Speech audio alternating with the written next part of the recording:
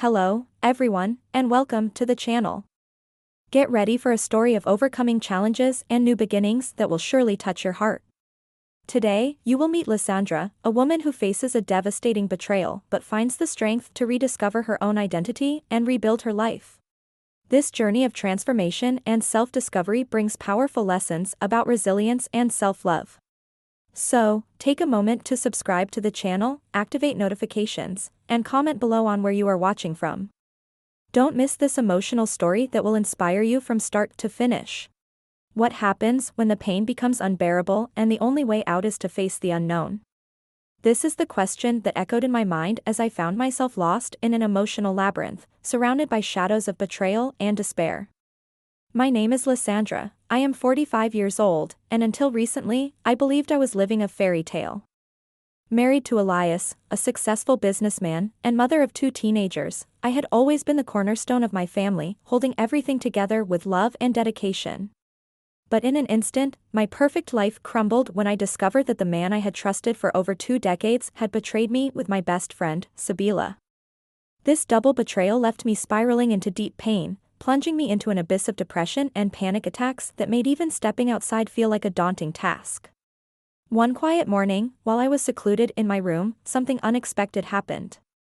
An anonymous letter appeared in my mailbox, bringing a sentence that would change everything: "You still have a life to discover beyond the pain."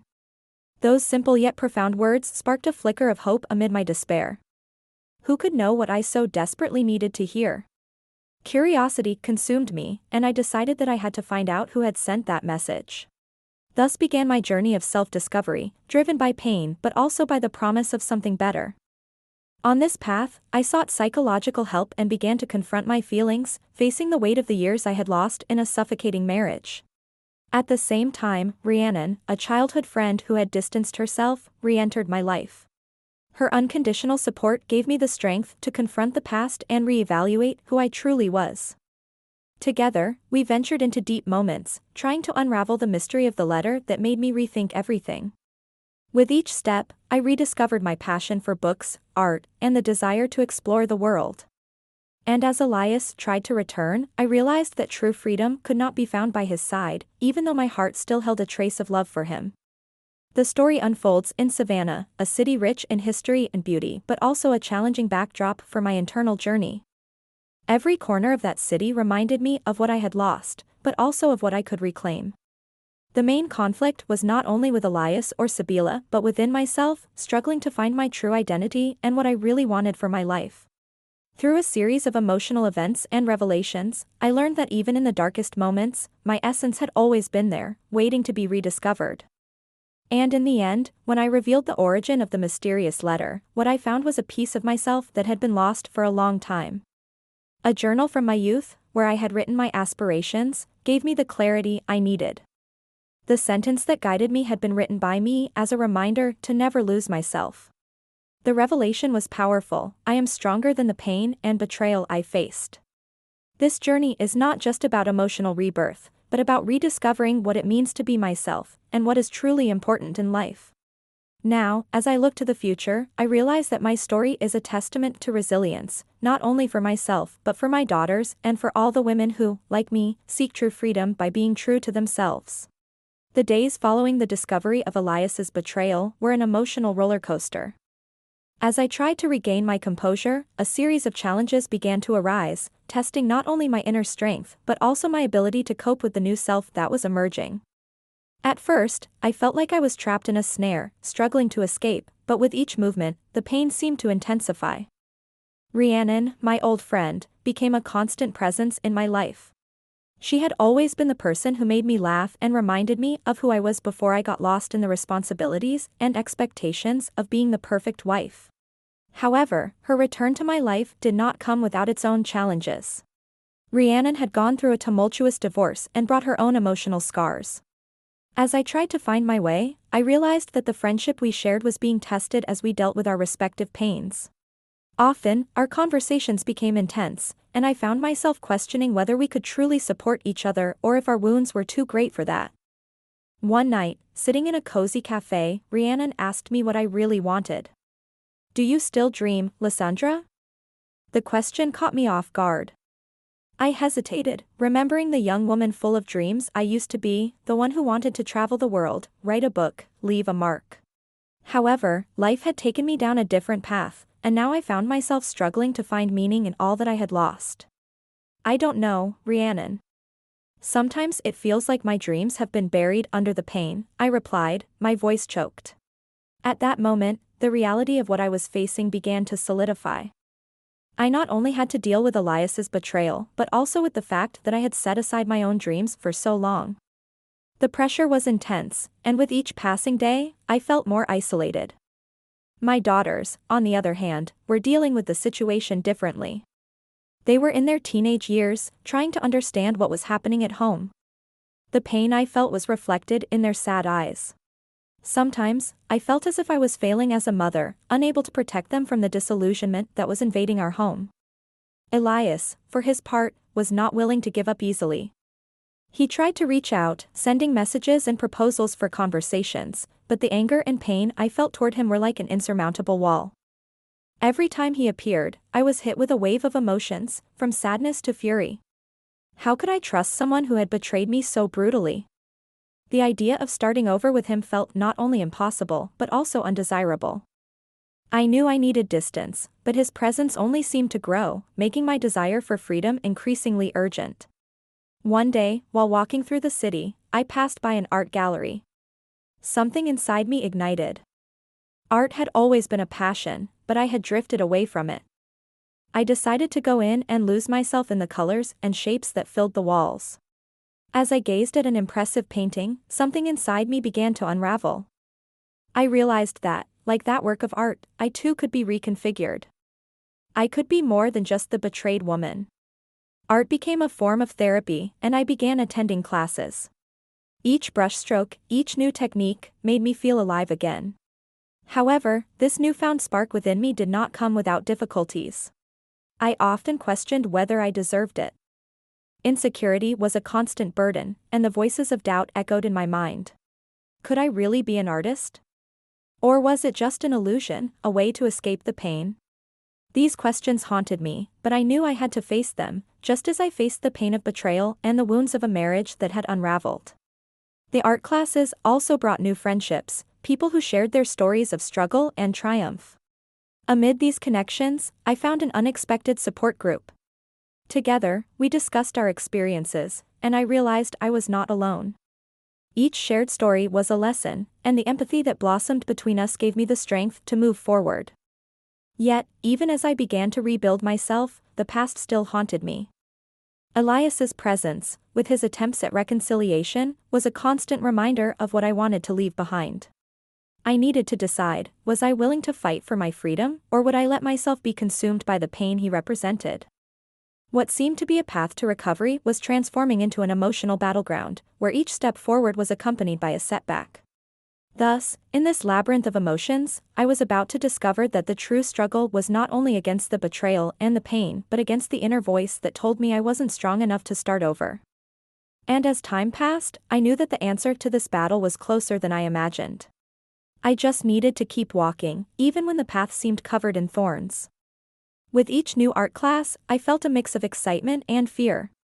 The colors and shapes that once seemed so distant were starting to become a part of me. However, insecurity settled in like a constant shadow. As I tried to focus on the brushstrokes, the image of Elias and the pain of betrayal surfaced in my mind, like an echo that never silenced. My feelings of inadequacy were intensified by a thought that haunted me: what if I failed again? On one of those days, after a class where I struggled to create a piece that reflected the chaos I felt inside, I received a message from Elias. He wanted to talk, promising he had something important to say. My heart raced, and the anger I thought I had controlled began to bubble up. How did he still have the power to affect me like this? I decided to ignore the message, but doubt kept hammering in my head. What could he possibly want? A part of me wanted to listen, but another part screamed for me not to give in to that temptation. That night, the girls were home. They seemed more distant, immersed in their own worlds, but I knew that the situation at home was affecting them. When my eldest daughter, Clara, walked into the room and asked if I was okay, I realized that my emotional state was reflecting on them. Clara said, "Mom, you can talk to me about this. You don't have to face everything alone," with a worried look. I felt a tightness in my chest. I didn't want them to carry the weight of my pain, but at the same time, I realized they were feeling it all and perhaps needed me as much as I needed them. Conversations with Clara were difficult. She mentioned how much she missed the mother she used to be, the one who dreamed and had energy. Her words echoed within me, making me realize that not only was I dealing with pain, but I was also having a profound impact on my family. The pressure to be strong intensified, and I wondered if I could be the mother they needed. The fear of failure paralyzed me. With each passing day, the desire to start over grew stronger, but doubt and pain still lingered, like chains holding me back. The following week, the art class took an unexpected turn. The teacher challenged us to create something that represented our greatest fear. I hesitated, but I knew I had to confront this issue. What truly terrified me? As I tried to find the answer, the image of Elias and the betrayal became the focus of my work. What was meant to be a creative expression turned into an emotional battle. My brushes trembled as I tried to capture the pain I felt. When the class ended, I looked at the canvas and saw a confusion of colors and shapes, reflecting the storm within me. It was a raw manifestation of my struggle, but also a step toward what I needed to confront. However, on the way home, the tension rose again. Elias was there, waiting at the corner of my street. My heart raced. What was he doing there? He tried to approach, but I stepped back, anger and pain overflowing. I said, "What do you want, Elias? Isn't the pain you caused enough?" The words came out with a force I didn't know I had. He tried to explain, but with each word, I felt my control slipping away. The conversation quickly turned into a back and forth of accusations. With each sentence, I remembered why I didn't want to be part of that story anymore. He asked for a chance, but the idea of starting over with him felt like reopening a freshly healed wound. The tension between us intensified, and I realized I needed space to breathe and reflect. Art classes became my refuge, but also the place where I confronted my emotions. One day, after a particularly intense class, I was approached by a new friend, Sophia, who had noticed I was struggling to open up. She invited me for coffee, and amidst laughter and sincere conversations, I realized I was building a new support network. But at the same time, Elias's presence continued to haunt me. I was caught between the desire to move forward and the pain that refused to disappear. With each step I took, new questions arose. I needed to decide whether I was willing to fight for my freedom or if I would let myself be consumed by the pain that Elias represented. The path seemed covered in thorns, and the internal battle grew more intense. I was about to discover that the true struggle was not only against external challenges but also against the voice within me that still doubted my strength to start over. And as time passed, I knew that the answer to this battle was closer than I imagined. I just needed to keep walking, even when the road seemed filled with uncertainties. That afternoon, as I walked home after yet another art class, something inside me began to change. I was lost in my thoughts, reflecting on the conversation with Sophia and how her friendship had opened a new perspective in my life. But suddenly, my phone vibrated in my pocket. It was a message from Clara. "Mom, can you come to school? I need you." My heart tightened. The urgent tone of the message sent a wave of concern through me. What could have happened? I arrived at the school within minutes, and as I entered the classroom, I noticed that Clara was surrounded by some friends, but her gaze was distant and sad. What was going on? I approached her, and she pulled me aside, away from the other children. "Mom, I don't know how to tell you this." Her voice was choked, and I realized my daughter was dealing with something very serious. "Clara, you can tell me." "I'm here to listen," I said, trying to convey confidence. She took a deep breath and showed me her phone. A message had circulated among the students, a cruel joke that put her at the center of a humiliating situation. "Mom, they are laughing at me. I don't know what to do."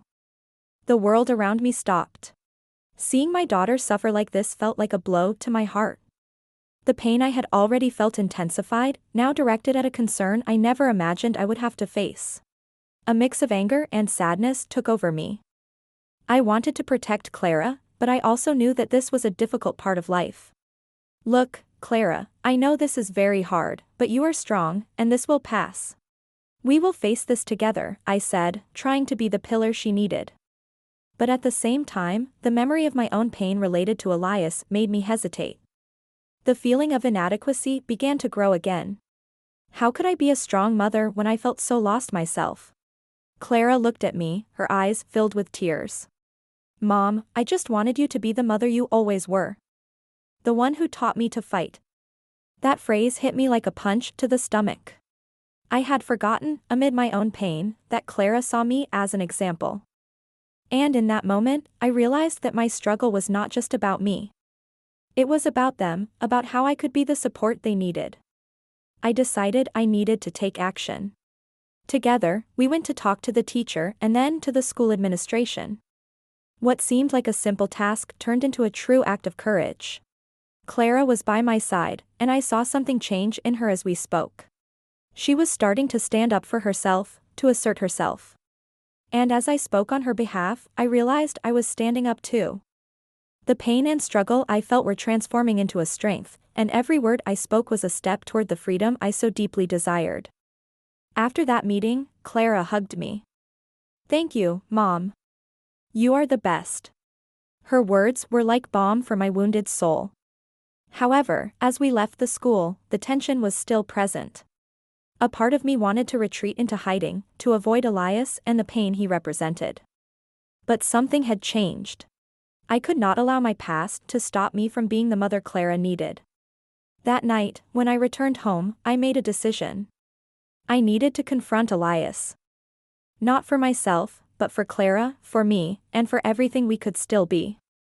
I needed to show myself that I was stronger than any pain he could cause. The thought of confronting him knotted my stomach, but it also gave me a sense of control.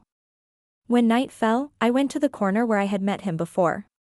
He was there, and upon seeing me, his expression filled with surprise and concern. What are you doing here? He asked, trying to approach. But I would not be intimidated. We need to talk. But not about us. About what you did and how it impacted my life and Clara's. The conversation was tense.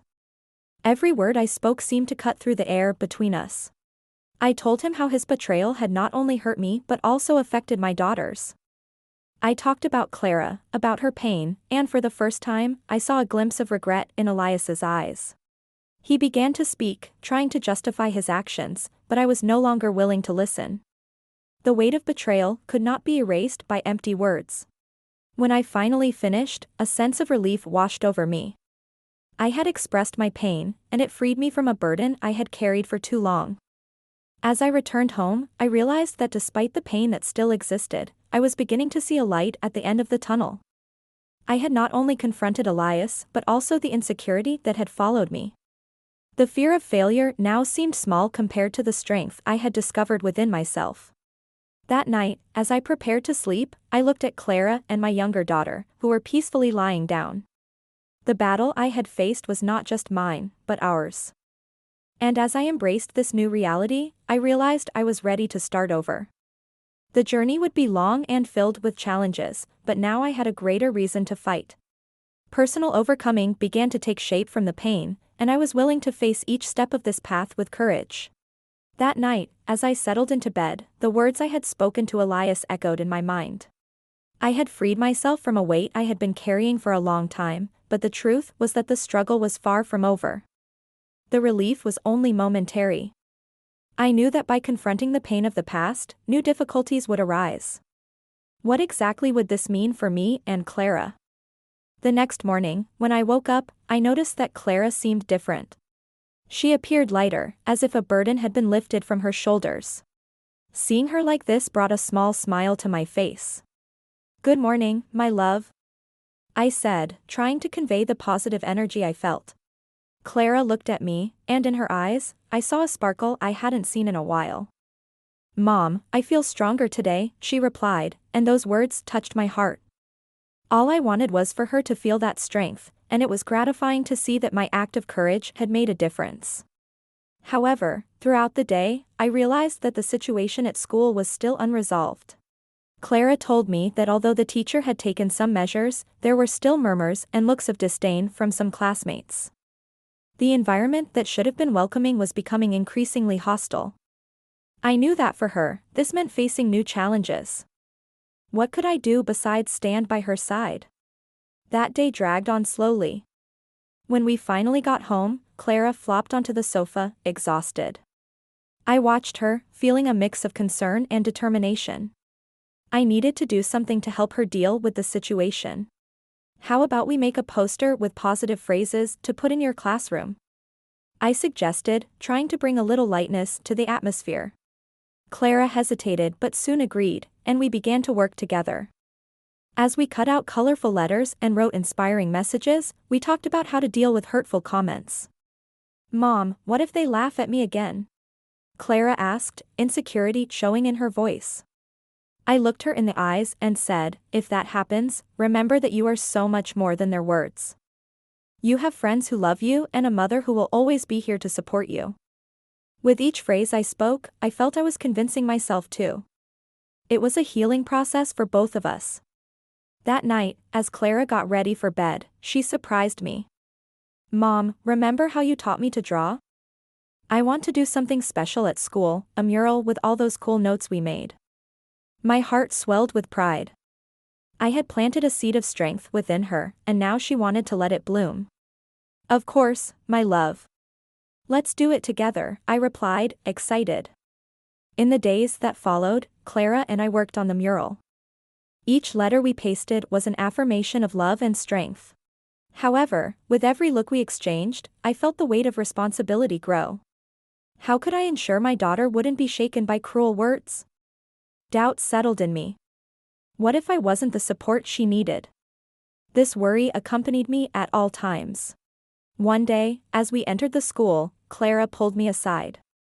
"Mom, you won't believe it. Those boys who were laughing at me today apologized." I could hardly process that. "Really?" I asked, incredulous. She nodded, and a smile began to form on her face. That was a victory, but the battle was far from over. I knew things could change in an instant. That night, while looking at the stars through the window, I thought about Elias. The feeling of having faced my past made me stronger, but also more vulnerable. The fear that he might try to hurt me again in some way was always present. I needed to be cautious, but I also couldn't let him control my emotions. With a deep breath, I decided that I wouldn't allow him to interfere in Clara's life or mine. I was more than his shadow, I was a mother determined to protect my daughters. Days turned into weeks, and the situation at school began to improve. Clara found new friends who supported her, and this made her flourish even more. Together, we started participating in activities that helped her build confidence. Yet, amidst these accomplishments, I felt that Elias's shadow was still there, always lurking. The weight of his past still accompanied me, and I knew I would have to face it again in some way. One night, as I lay next to Clara, I looked at her serene face while she slept. Her strength inspired me to fight even harder. I needed to continue the battle, not just for her but for myself as well. The healing process was just beginning, and I was willing to face it, step by step. After all, true strength didn't come from the absence of pain, but from the ability to overcome it. That night, as I looked at Clara sleeping peacefully, I realized that her transformation was also changing me. I remembered how lost I felt, trapped in a cycle of fear and insecurity, especially regarding Elias. However, her courage inspired me to face my own challenges. I decided that I didn't want to be a hostage to my past. The difficulties I faced had taught me valuable lessons, and now it was time to apply them. In the following days, I began to recognize my own worth. Before, I always saw myself as someone who needed support, but now, little by little, I was realizing that I could also be a source of strength. The mural we created with Clara became a symbol of what we were capable of achieving together. Each phrase we pasted was a reminder that life is made of ups and downs, and that true strength lies in how we handle those moments. Looking at Clara, I saw a young woman beginning to blossom, and that made me want to grow too. I encouraged her, but I also encouraged myself. I started to accept that I wasn't weak for needing help, but rather strong for being willing to seek it. It was a painful process, but a necessary one. I began to allow myself to feel emotions I had suppressed for so long. Fear, sadness, and anger were parts of me, but they did not define who I was. At school, Clara became a leader among her peers. She organized a support group for those facing similar challenges. Watching my daughter take on that responsibility filled me with pride, but it also made me reflect on my own journey. I had forgotten that true wealth was not in material possessions, but in moments like that, seeing Clara become a strong and confident person. Her success was measured not by grades or popularity, but by the courage to be who she truly is. One afternoon, while we were talking about her new friends, Clara told me a story that touched me deeply. One of her friends had faced bullying, and Clara became her confidant. This unlikely friendship not only helped the friend but also strengthened Clara. She realized that by helping others, she was also helping herself. This life lesson made me realize that often, overcoming challenges comes from reaching out to others. Just as I had fought for Clara, she was now fighting for someone who needed support. In that moment, I understood that my role as a mother was more than just to protect.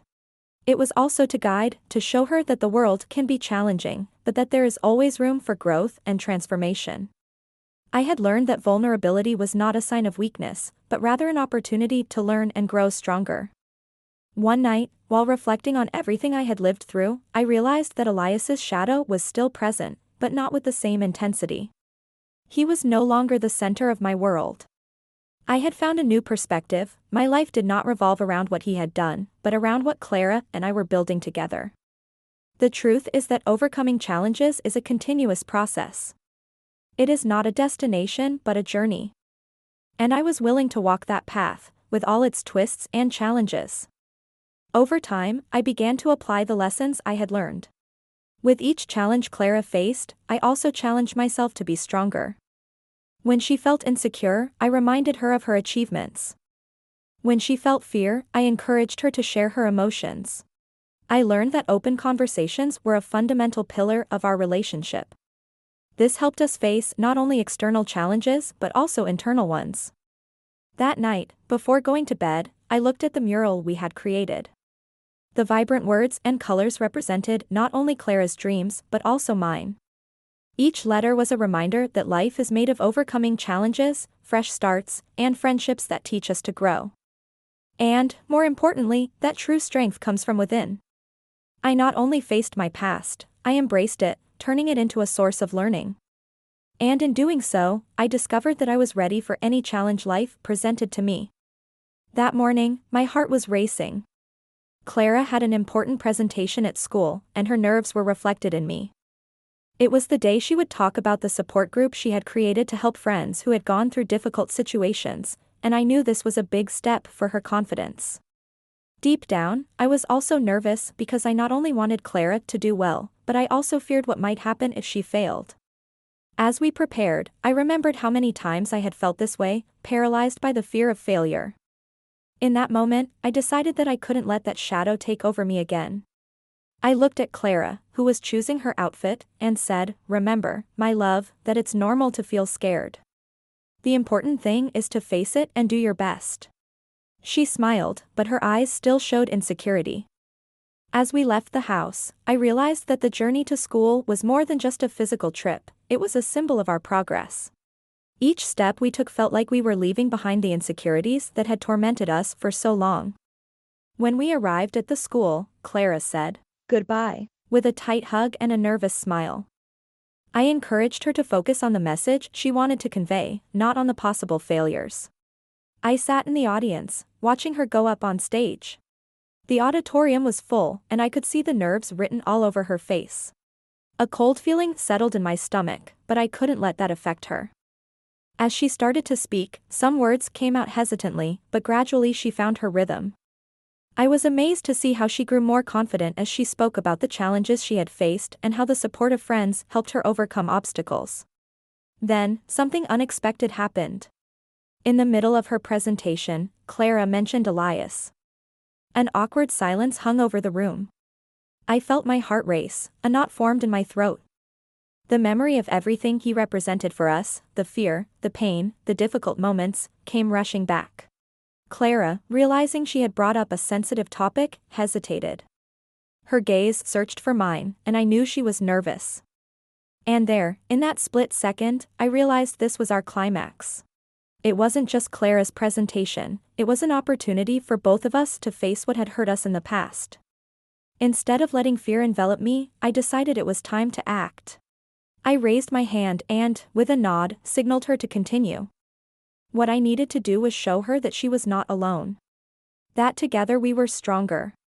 Clara took a deep breath and, instead of succumbing to insecurity, began to talk about how she had overcome her difficulties, including the situation with Elias. She expressed how much she had learned from it, how the pain helped her find her true strength. I listened as she spoke about how she had become a better friend by supporting others and how that had helped her heal. Her eyes sparkled, and with each word, I saw her transformation in action. The audience was attentive, and I felt tears of pride streaming down my face. The tension that had hung in the air began to dissipate. Clara was breaking free, and I was too. What had once been a burden was now becoming a story of overcoming. At the end, Clara received warm applause, and I applauded her with all my strength. In that moment, I realized that, just like her, I had also found my voice. After the presentation, Clara ran to me and hugged me tightly. "Mom, I did it," she exclaimed, and I felt that victory was not just hers, but ours. We had both faced our fears and learned to value who we truly were. What had begun as a shadow in our lives had now transformed into light. That day, I learned that overcoming is a shared journey. The friendship we built with each other was strengthened through difficulties. Clara and I were no longer prisoners of a dark past, we were women who supported each other and had the courage to face whatever lay ahead. What I realized then was that true strength does not come from the absence of fear, but from the courage to face it. And together, we were ready for any challenge life presented us. After the presentation, the atmosphere at school was light. Clara and I stepped away from the crowd, still enveloped by the positive energy that filled the auditorium. As we walked back home, the sun shone as if it wanted to celebrate our victory. The sense of relief and joy was palpable, and I couldn't stop smiling. Clara, with her radiant expression, animatedly talked about how the audience had reacted. "Mom, did you see how they paid attention? I never thought I could speak like that in front of so many people." Her excitement was contagious, and I couldn't help but laugh. "You were amazing, Clara." "I always knew you had that inside you," I replied, feeling a wave of pride. However, behind the happiness, a reflection began to form. I remembered the mention of Elias and how that moment had almost shattered his confidence. The truth is that the pain of the past was still present, and I knew Clara would still need to deal with it. I decided that it wasn't just a time to celebrate, but also to talk about what had happened. "Clara," I began, "I know you mentioned Elias. How did you feel when you talked about him?" She hesitated for a moment, and I noticed the shadow of insecurity passing across her face. I was nervous. But at the same time, I felt like I needed to talk about it. It was part of my story. "And you did it so well. Talking about what hurts is difficult, but it's an important step," I said, encouraging her. "How did you feel after you finished?" Clara sighed, looking down. "It was liberating. I realized that even though it was hard, I'm not that scared girl anymore. I've learned to deal with it." I felt a wave of emotion as I heard her words. It was incredible to see how the experience had transformed her. "You are not alone in this, Clara. And I'm here to support you every step of the way. If you need to talk about Elias or anything else, I'll be by your side," I said, holding her hand. She smiled, and I saw gratitude shining in her eyes. That night, as we prepared for bed, Clara turned to me and said, "Mom, you were strong today too. I saw you supporting me, and that gave me courage." Her words touched me deeply. I had faced my own fear in encouraging her. What I realized was that our growth was mutual. In the days that followed, Clara began to open up more about her feelings. With each conversation, each outburst, I felt the connection between us growing stronger.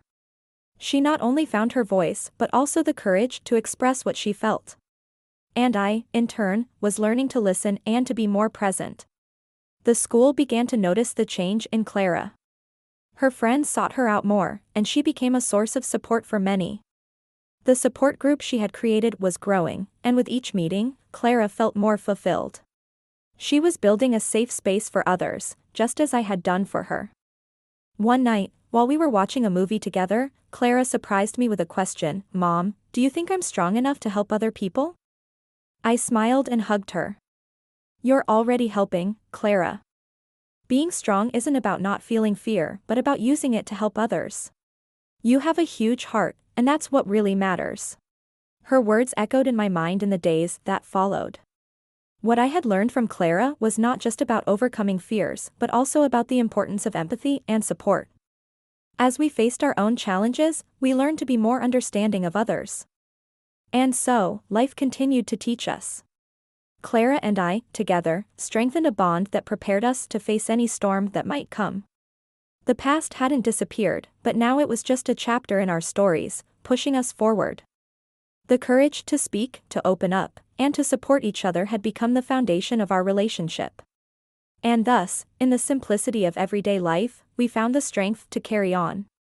After all, facing our fears together was the true victory. That night, as I reflected on everything that had happened, I realized how our journey had transformed me. It wasn't just Clara who was becoming stronger, I was also learning to face my own fears and insecurities. Every conversation we had, every tear we shed, and every laugh we shared became fundamental pieces of our growth. Through her vulnerability, I found the courage to be more open and present. The transformation Clara experienced made me realize that we all have the capacity to overcome challenges, but that often requires support. When she spoke about Elias, it wasn't just a moment of pain, it was an opportunity for healing, both for her and for me. I also had my insecurities, and by encouraging her to share her stories, I found the strength to do the same. What had once been a burden became a foundation for our new relationship, based on trust and honesty. Clara began to shine at school, and that filled me with pride. Seeing how she became a source of support for her friends, how her words inspired others to be more authentic, made my heart overflow with joy. Every time she faced a new challenge, I knew she was helping to shape a stronger version of herself. And the most beautiful part of all was knowing that I was also by her side, learning and growing together. In a moment of quiet, while we were watching a movie, she asked me a question that echoed in my mind, "Mom, do you think I'm strong enough to help other people?" I hugged her, feeling that the answer was an echo of what we had lived. "You are already helping, Clara. And this is just the beginning." Strength is not the absence of fear, but in using it as fuel to make a difference. As I look to the future, I realize that the past and its pains have not been erased, but transformed. Every challenge we faced became a lesson, and the pain of Elias was now a reminder that we can always find light, even in the darkest situations. What once seemed like an end was now a new beginning. Clara and I were not just survivors, we were warriors, ready to face whatever lay ahead. And so, we left behind the weight of the past and embraced the present. Life taught us that new beginnings are possible, that transformation is an ongoing journey, and that mutual support is the key to growth. The experiences we shared shaped us, and with each passing day, I am more grateful to have Clara by my side. If you have also gone through challenging times, remember that it is never too late to start over. Every step, no matter how small, can lead to great changes. I invite you to reflect on your own experiences and share in the comments. How have you faced your fears? Your stories can inspire others to seek the courage that resides within them. And if you enjoyed this journey, please like and subscribe for more content that touches your heart and helps spread the message that we can all find strength in our vulnerabilities. Let's walk this path of transformation and mutual support together. What was the moment in this story that touched your heart the most or left you speechless? We really want to hear your opinion, so please leave a comment below and share your thoughts with us. Your perspective is essential for us to continue bringing you engaging stories like this one. If you know someone who needs to hear this message of resilience and new beginnings, share the video with them. Together, let's spread stories that inspire and touch the heart. And if you want more narratives that capture the essence of life and emotions, subscribe to the channel and turn on notifications so you don't miss our upcoming stories. Leave a like and tell us in the comments what you thought of this incredible journey. Thank you very much for watching, and see you in the next emotional story.